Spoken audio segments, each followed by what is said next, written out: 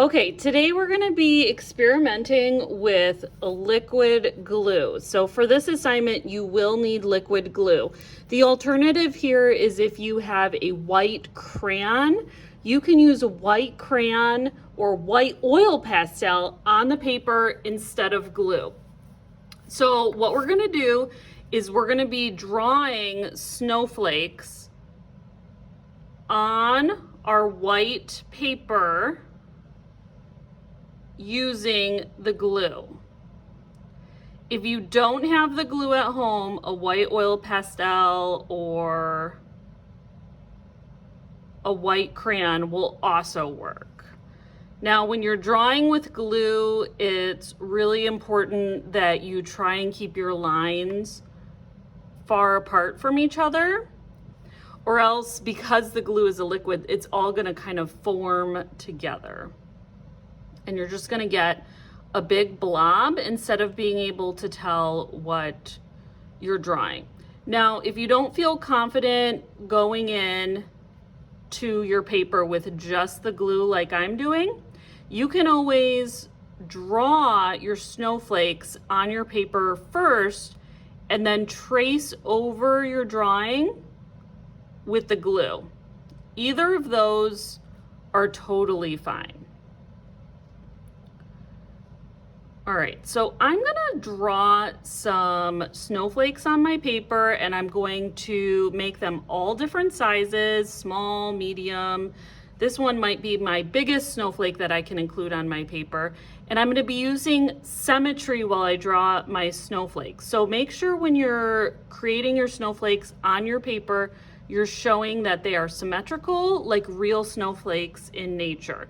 So what you draw on one side on the snowflake, you also have to include on the other side. Okay, I'm gonna include some other snowflakes on this side of my paper using the ideas of symmetry.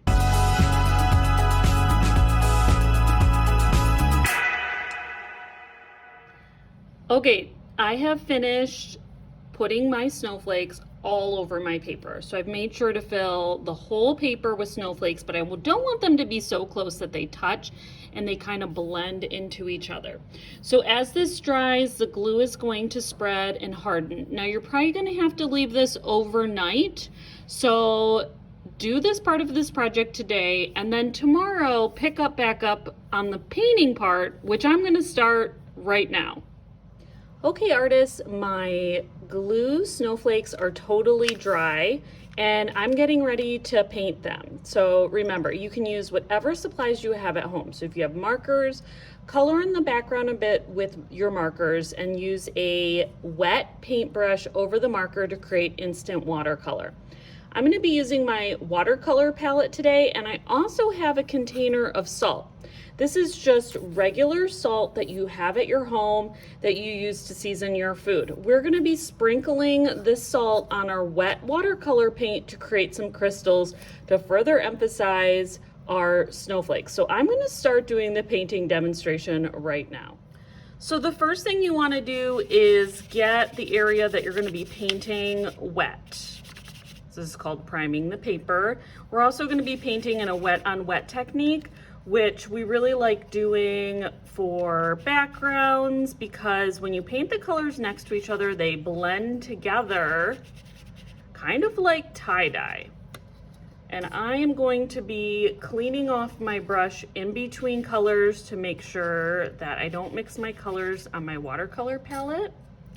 When you're mixing colors like this, make sure that you are using colors that are next to each other on the color wheel for best mixing results. Okay, this paint is wet, and while it's still wet, I want to sprinkle some of the salt on my wet paint so it crystallizes. And when it's dry, I'll wipe all the salt off my paper. So I'm going to continue painting my paper. I'm going to stick to mostly cool tones and add a little bit of pink in there for interest. Okay, here I go.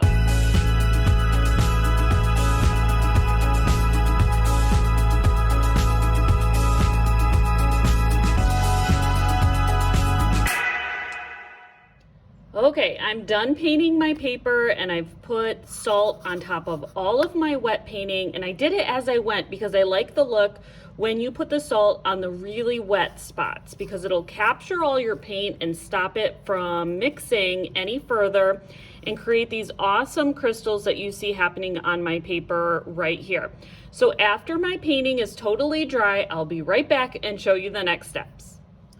Hi artists, so my painting has dried overnight and I'm going to show you the steps that you can do once all of your paint is dry. So if you don't like the look of your salt on your painting, it's not really going to fall off. If you rub it, it will come off a bit. And if you want to get those grains of salt off your painting, you can rub your fingers on the painting. And if you sort of tap, tap, tap, you can see all this salt that's gonna come off my painting from when I put it on my paint. This salt should go straight in the garbage. Do not put it in your mouth. So just take your fingers and rub, rub, rub to get that extra salt off.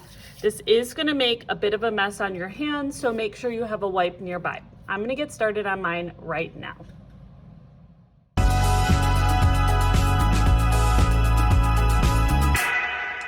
Okay, I'm done getting all the salt off my painting, and what I'm left behind with is this beautiful watercolor painting that shows some crystallized pieces of where the paint dried and the salt gathered up the extra paint. It's beautiful. I love the way salt looks on watercolor when you get these crystallized look on your paper. I hope you really enjoyed this project, artists, and I'll see you next time.